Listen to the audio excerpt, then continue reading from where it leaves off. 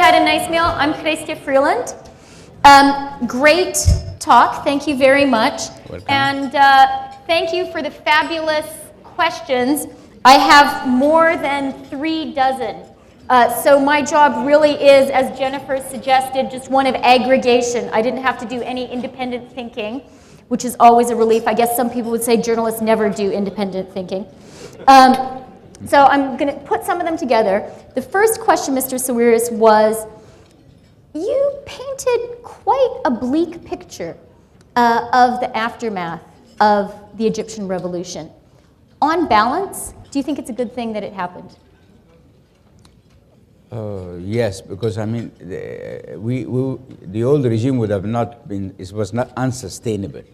You cannot prevent people from having the right of speech, feeling free, from acting without any repressions, or, you know, so it was inevitable. So even with all the challenges we have, I feel it's good that we got rid of that regime, because, you know, people used to look at me, for example, this is a very powerful businessman and nothing can happen. And I was subjected to the same mechanism. So whenever I was out loud criticizing the system or the party or the regime, bang. Then so how did they bang you? Well, for example, I had my office ransacked twice without anything being stolen. I mean, like, you walk into your office the next day and it's completely smashed, and your drawers, I had money and a golden lighter in my drawer, and nothing was stolen. Or they would initiate a fictitious legal case against you. You know, I mean, in our family's case, they couldn't find any tax evasion, nothing social insurance of the labor, so they couldn't find any of that. So they would start any story and say, well, there is this kind of, and then it's like 2 of the most prominent opposition leaders in Egypt, Dr. Sa'd-Din Ibrahim, he was jailed for 7 years for receiving US aid money for his research center. Did you feel physically intimidated? Were you worried about ever being thrown into jail? Or were you careful? Till now, till this second, I am, because nothing has changed. Because even now, we don't have a government, so there is a military rule, and if you don't do exactly what they expect you to do, you might be subjected to the same. I mean, I hope this will not be transmitted, or you won't see me next year. I have to warn you, this is on the record. There are many journalists here, and CIC is putting it on their website. So it's too late to rephrase it now. There you go. Good answer. But what about the military? Do you think the military will ever loosen its grip? I think, yeah. I think they will never lose their fringe benefits or their positioning, but they will loosen their grip, because, I mean, what they don't know yet is the same people who went to the Tahrir Square can go back. And that they're afraid of that? That's set an important precedent for them? They're afraid of that. They get, you know, they get a lot of tension happens. You know, that's why, for example, when the massacre happened with the Copts, the Christians, in front of the TV, it was a result that the military was already very tensed. So the reaction was overrated, you know. Judging by your account, you seem pretty convinced that the Muslim Brotherhood will do well in the elections. What's the consequence if they win? What does Egypt look like after that? Well, they will start, they won't come up with all the agenda from the beginning. They'll take it step by step. But if you look at the end result, I see an Egypt that could be thrown back into mid ages. I see laws. Into the Middle Ages? Yeah, because they will come up with laws that says you...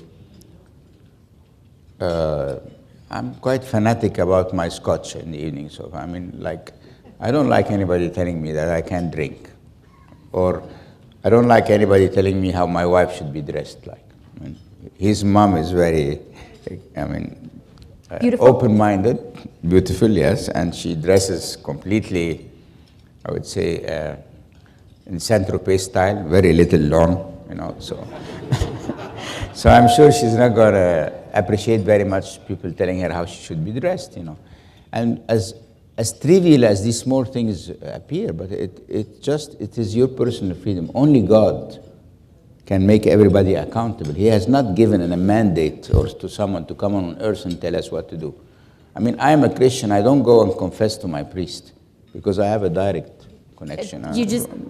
Does God talk back? Yeah, it's like I'm going to tell him the story and he's going to tell God. I go and tell God immediately what's happening, you know. And do you think, I mean, how far do you think if the Muslim Brotherhood does well in the elections, how far will they go? Is Sharia law likely? Yeah, Sharia law, the dress code, the no alcohol, tourism will suffer. The minorities and Christians like us and Copts will suffer because even now we are suffering. So what if they come? We suffered also under Mubarak. I mean, look, since January, 5 churches have been burned and ransacked completely. And not one has been made accountable for that. You see this, if you apply the rule of law and order, nobody would be upset. You won't have any demonstrations. This guy burns a church, he goes to trial, he gets a sentence, okay. And why is that not happening? Because they don't want to confront these fundamentalists, these extremists, because they are scared? They're scared to confront them, and they are worried if they confront them that they will initiate another reaction, you know. Okay, but I mean, either you implement the rule of law and order or you don't. And then what are these poor Christians going to do? It's not a small minority, there are 12 million. Where the hell are they going to go? I mean, even Canada cannot absorb 12 million Egyptians, you know. Good try. And why would they leave their own country? This was a Christian country. I mean, this is a Coptic country. The Islam came in the 7th century, and many of the Copts kept their religion, kept their faith, and we believe this is our country. So, is there any situation under which you think that you and your family might leave? Your father had to. Well, I made a very small comment, and again, it's as trivial as that sounds. I said, the day I cannot have my scotch, and someone is going to tell my wife how she should be dressed, I'm not going to stay, because it's an infringement on my personal freedom. I cannot live with that. So we were going to stay and fight this out until this happens, you know. And could that day come soon? On my dead body. So I will stay there until, hoping that this day will not happen. And there's a lot of Muslims, enlightened, moderate Muslims, that speak the same way, believe the same way, and they want to struggle for this, for Egypt to stay as a non-religious state, where state and church and religion are separated, you know. So I hope this day will not come, and we started all this fight because of this major issue, you know. And so how about this more positive possibility? Is it possible that the Muslim Brotherhood will play by the rules? Well, as I said in my speech, if the majority, which are, you see, they have the majority of the actives, and we have this majority which is passive. So if we manage, I have a campaign running now, which has cost millions of pounds in Egypt, that practically is only telling people, please, on November 28th, move from your couch, stand in line, don't worry if it's 6 hours or 7, it's a day in your life that will write the history of Egypt. So for the sake of Egypt, just do this one contribution, because we have a lot of people who are living their lives, going to work, watching a movie at night, and thinking life will go on, even if these guys come in. And I know it's not, because all what you need is to draw similar situations in history. When the Iranian revolution happened, everybody thought the Shah was a dictator, the Savak was torturing people, so good riddance, you know, and we'll have a democracy. And then what?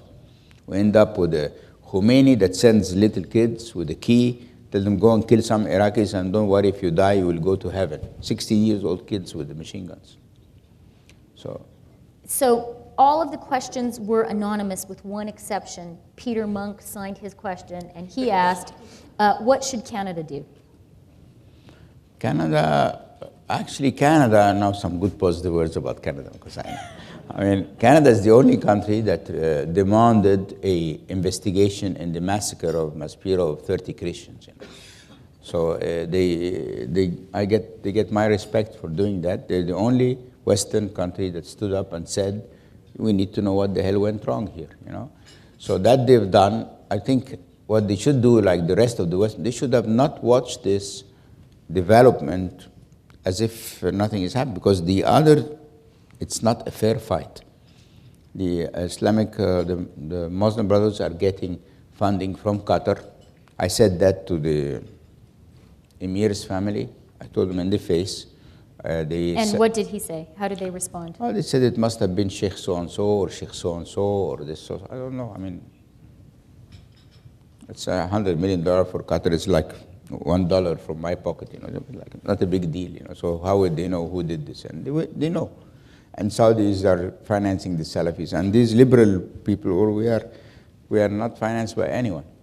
The other problem we have is we are not geared to have a political party. I mean, look how parties here in Canada, tens of years you need to establish a party and so on. So we're only 6 months old, So in the end, I don't want to be very pessimistic. I think, however, the Egyptian people, because of the culture, because of the pharaonic culture we have, because of the Copts, because of the moderate Muslims that are also a force that is unfortunately passive, but they will all move and a miracle will happen on November 28th. A miracle will happen.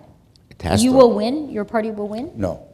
Our party... Not that much of a miracle. No, our party's biggest ambition is to get 10% of the next parliament. And if we get that for a newly established party, it's a big success. Now, You can't build in 6 months what others build in 80 years. I mean, just... As a follow-up to this point that you've underscored on the need for Western involvement, a concern, a counter-argument against that that's often raised is, well, if you have Western involvement, that will provoke a counter-reaction, and there will be a sense of Western imperialism, Western interference. You think that's wrong? Well, I'm not talking about an open involvement, because because the Qataris are not openly sending money to the Muslim Brotherhood. So this is an on-the-record call for clandestine it's just support? like the others. There are two ways to do it. Or you send a message to the Qataris, do not send money or interfere in the Egyptian affair, and the same message to the Saudis, or you interfere. But you leave us victims to an unfair fight. This is just ridiculous.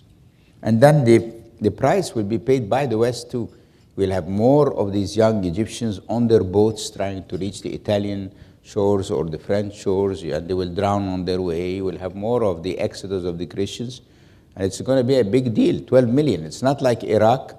I mean, one of the biggest failures of America was Iraq, because, they went into this country, you had 1 million Egyptians who were protected under Saddam Hussein, Christians, who could do their services in the church every Sunday, 1 million Iraqi Christians, and now maybe there's 2,000 left. And most of the churches have been burned and ransacked. So, a scenario like that in Egypt involves 12 million Christians, and not 100 but thousands of churches. So it's a big problem. It's not like something you can watch, and these people cannot go anywhere. I remember, I get very emotional. I went to the cathedral the day of the funeral of these 30 Christians who died in front of the TV, and because I'm quite popular and people see some hope in me, so the whole contingency came to me and said, where should we go? Where can we go? Because it was a massacre, so they feel, okay, if this is the start, where the hell can we go? And the poor people, the worst part of this... What did you say to them?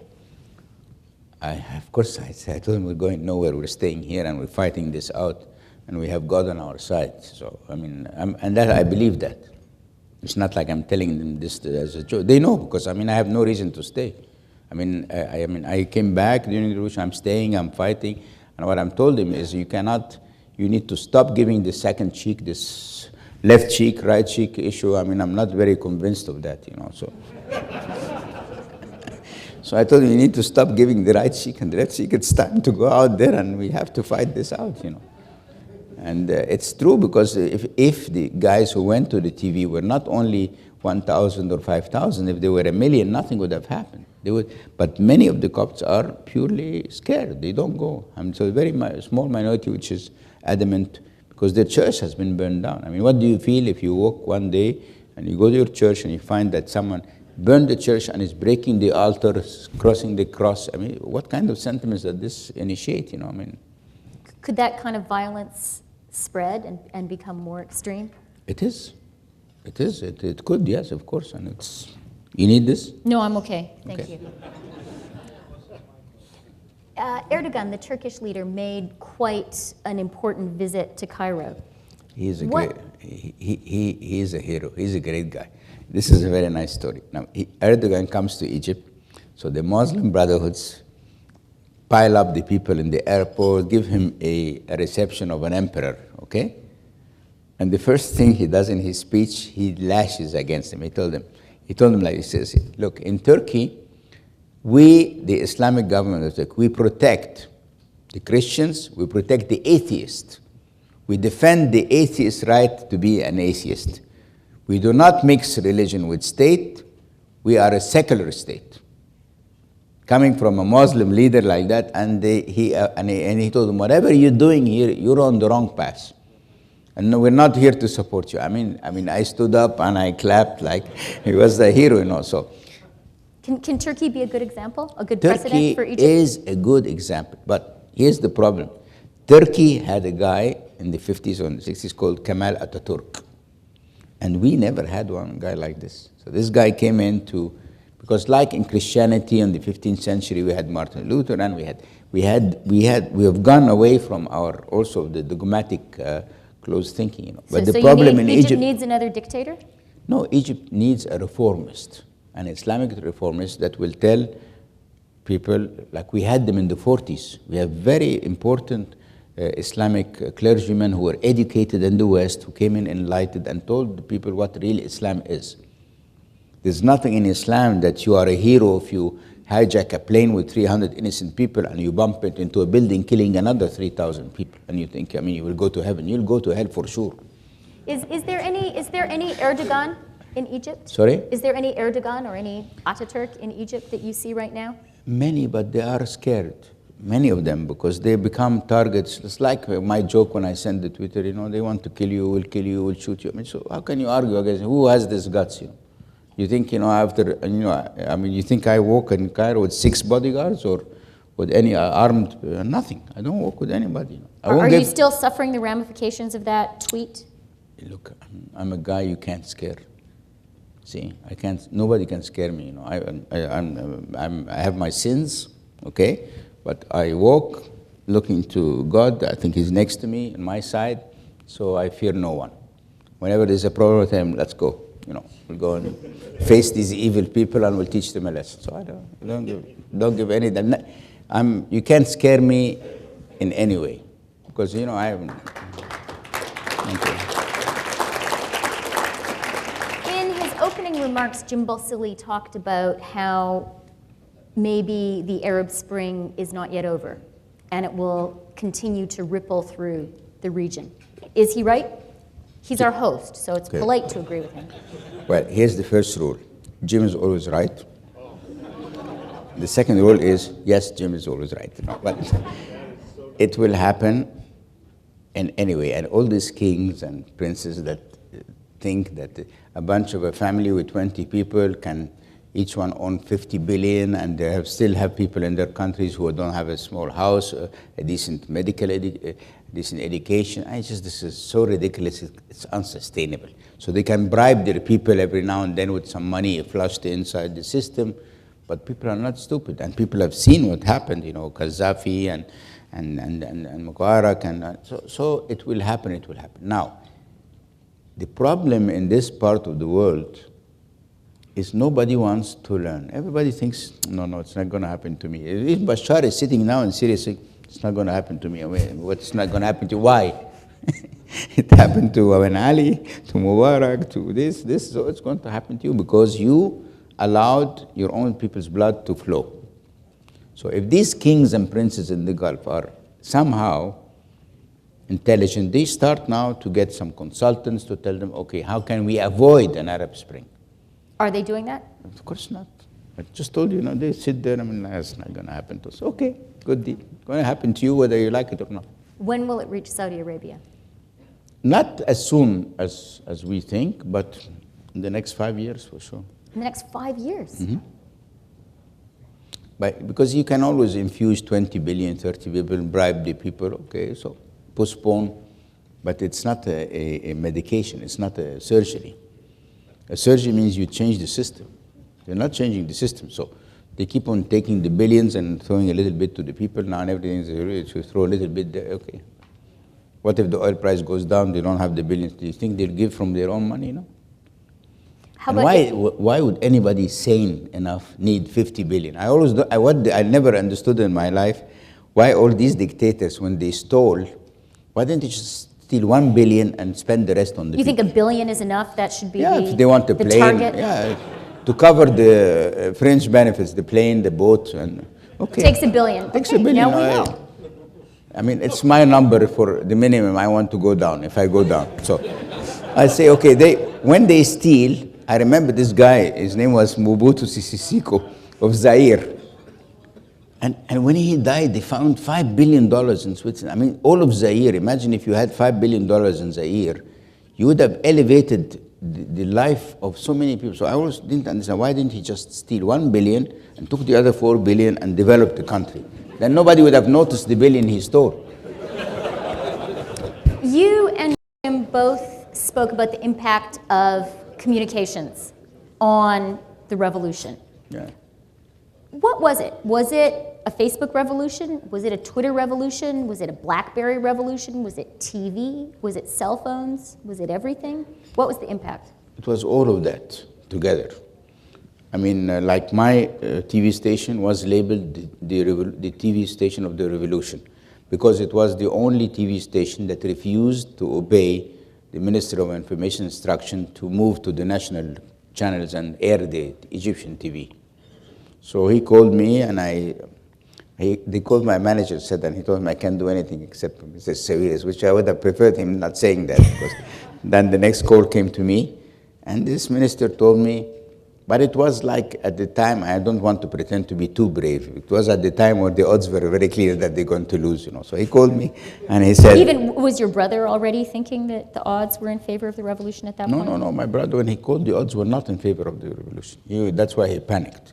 But the minister called me and said, look, you need to divert your station. You're fueling the revolution. You're doing, I don't know what's crazy. Are you crazy? And listen, so I told him, look, I'm not going to change anything. I'm only airing what people are seeing. I'm not creating the news. It's news, and we're only airing the news. So we're not going to change it, because we were one of the few who smuggled the cameras into the square, so we could show everything, the beating and everything. And I said, I'm not going to do anything. You want to cut down the satellite link, you do that on your own responsibility. I'm not going to do anything. You have ruined this country, and I'm not going to be part of that. Bang, and I banged the phone in his face. But as I said, at that time, the odds were clear. but you did turn off your cell phones.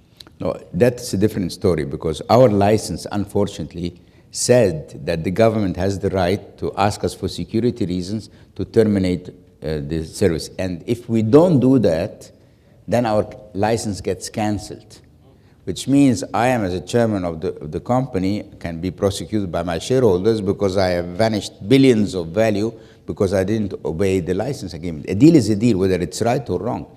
But who would have imagined when we signed that deal that the government would want really to shut down the service because of the demonstrations? So we had no choice. You don't regret that decision? I had no choice. What could I have done? If I would have defied them, they would have sent people to the switch and switched it off, and they would have canceled my license. So there's no, I mean, I couldn't even prevent them if I wanted. I mean, Jim could have prevented, let's say, giving them the code, the source code of his software, but we didn't have any source code. They could just barge into the switch, put it down, and there's nothing we can do. And all what I've done, I would have been doing then, I've lost the license, and I've lost billions of dollars for my shareholders, and I could be sued because they will tell me, well, you have a license, you need to obey by the contract you signed. So I had no choice, Now, Malcolm Gladwell, a fellow Canadian who I admire, among others, has argued that, in fact, new technologies, new communication technologies don't help to build social movements and revolutions. And that actually, he argues this. He says they don't make a difference, and that actually they make us more passive, because we send our Facebook messages or tweets and we feel we've been active, but we don't actually participate in the social process. Does Egypt show that theory is completely wrong? Is he here in the room? No. And it's my question, but it was also a question that somebody else asked. I think I have to be polite. I think he can take it. He's pretty self-confident. Okay, it's crap, what he said. He has no clue what this technology has done to my part of the world. 90% of the success of this revolution is attributed to whatever you have just said now. And it's not true, because when you sit down, and you send a tweet, you're involved, your mind is working, you express your emotions, and you reach hundreds and thousands of people. So I don't agree with that. I could have said something milder than crap, but I think it's really crap. Okay, I think people will be tweeting that. That will make headlines. Okay. A question that I got on Twitter, because CIC sent out a message saying that we would be speaking tonight, was to ask you a question that was asked at another event that the prolific Jim Balsillie sponsored a few weeks ago with Paul Martin and Ernesto Zedillo. And I asked them what they thought about the Occupy Wall Street protests. What do you think? You're talking to a capitalist from top to down. So, I see this as anarchists, they will not like that, because I look at this like the 80s when we had the communists coming out and trying. I have no sympathy. The stock exchange is part of the system. We all need it to promote our businesses, to find jobs for people who don't have time to go and block the roads and sit jobless and do all that. So you're talking to the wrong guy. It's not the Western equivalent I'm a capitalist. Of the Arab I'm an extreme Spring. Capitalist. I don't believe in anything else. I don't believe in communism. I don't believe in all that. I'm a capitalist with a good, humane heart. I do more for charity than anybody in my own. But I don't believe in this crap, Okay, speaking of extreme capitalism, the most popular question from diners here tonight was to say to you, you've done business in Canada and in North Korea. Which was the more hostile environment? 4 people asked that question. Usually I answer very fast. The fact that I'm taking a pause, to crack another joke, is they compete against each other. The two countries. It's completely different. First of all, in North Korea, I'm a monopolist. So I am the Rogers of the country, so there is no competitor. So, I can wait, and the consumer can wait, and the consumer is at my mercy. He either pays the price I tell him for the phone, or he doesn't get the phone. Very easy. Now, here, the situation is different. We came here with a mission to break into competition, create competition, and we did a very dangerous investment, a huge investment, over, as I said, $1 billion, based on promises that were not met. Okay, you don't expect that in a developed world. We came from Africa, the Middle East, saying, finally, we'll go in this respectable big country, and there's no of these hazards, there is no risks, legal risks, and then what would you find? Exactly the same scenario. I laughed. The ex-ambassador in Egypt is a close friend of mine. And I had drinks with him yesterday, and he still cracks the joke that said Naguib considers Canada as Chad of Africa, because when we came here, we couldn't believe that this is happening to us. The problem here is you don't expect that to happen in a country that has borders with the United States of America. So we from the Middle East, when we come all the way here, we think Canada is like America, because we haven't studied. Now we know better, okay? But at that time, so they're not compared, but I think this should have never happened here. I think it sends a very bad message. I think I cannot in good conscience tell someone to come and invest here. Do you discourage people from investing in Canada? Do you say don't do it? If they ask me, I would, yes. There's a colleague of mine here from Egypt, I think he's here. He wants to do a real estate project here. He is. Oh, there he is. He can tell you what I told him. He said no? No, I didn't tell him so, no. I told him, look, you're going to burn your ass here and do all this and spend so much money. And in the end, you might make nickels or dime, or you'll be happy if you get your money back. And I told him, no, stay in, go to Libya, go to Tunisia. because the margins will be higher. It's a big confusion, and you'd start from scratch, I'm only saying that because I love Canada. This is a great country. People are so nice. No, I'm being serious now. No, it's not. No, really, people are very nice here. Canadians are loved everywhere in the world because they are non-political, because they're amicable, they're nice, easygoing. But this country deserves to be more what it is. It deserves to be a superpower. It's like the best example I said today to you is, how can a small Egyptian company in Africa become a global telecom player, servicing 550 million people with over 150 million subscribers, and Rogers with all the balance sheet he has, which I didn't have the balance sheet, just being Canada only. See, it's a good thought, because what Jim did, he has his handset, now he has the flag, Canadian flag all over the world. So that did Bombardier, so did D Squared. I'm a big fan of D Squared closing, okay. So they went all over the world, but these guys stayed here because only here they are protected. They don't have the balls nor the guts to go outside and compete because they are not competitive, because their price structure is too high, because this country closed the door. Don't you even feel a little bit degraded that your country, this great country, is comparable to North Korea or China? You really like the comparison? The only two countries in the world that have restrictions for foreign direct investment in telecom is China and Canada. Do you like this positioning? Okay, our time is running out. Good.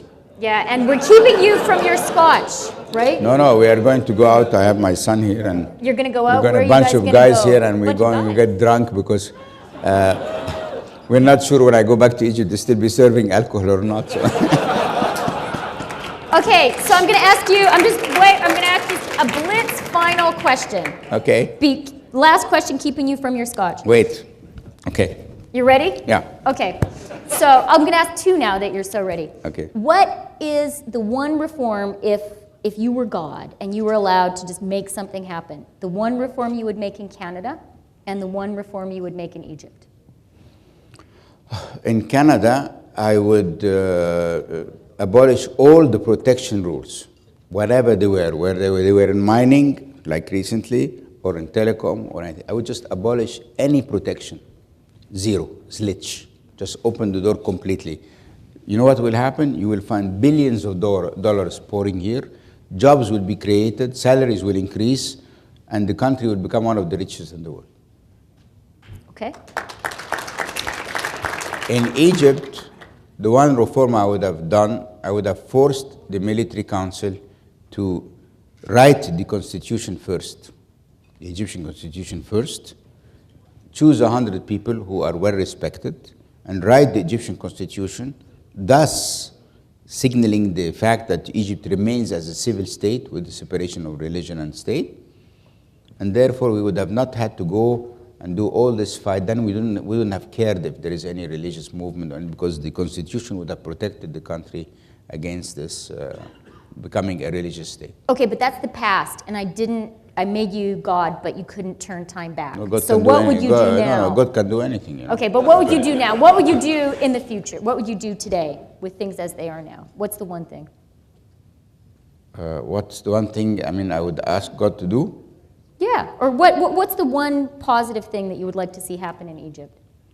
I would like to see Egypt like Hong Kong, like Singapore, like Indonesia, like Turkey, flourishing, becoming a real economic power, opened up, where everybody, if a woman wants to be veiled, she can be veiled. If she doesn't want to be veiled, she cannot be veiled. If I want to drink, I drink. If I don't want to drink, I don't. I just like a free country where people have the right of choice. They have the mosque, they have the church, and they have the bar, and they can choose where they want to go. Okay, I think it's time for you to go to the bar. Congratulations on your honor.